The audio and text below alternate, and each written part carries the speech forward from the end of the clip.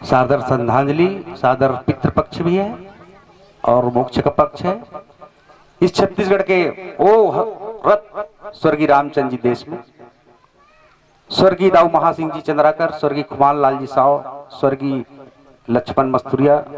स्वर्गीय केदार यादव, स्वर्गीय शेख हुसैन जी,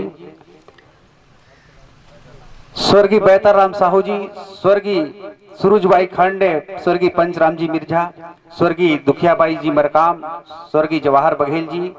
स्वर्गीय देवादास जी बंजारे, हमारे स्वर्गीय प्रहलाद सिंह जी कश्यप, स्वर्गीय हमारे इस अंचल के गौरव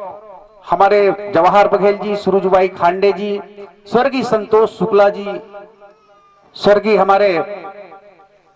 पूरे छत्तीसगढ़ के जितने भी कलाकार हैं उन सबके चरणों में सादर श्रद्धा सुमन अर्पित करते हैं पितृपक्ष में,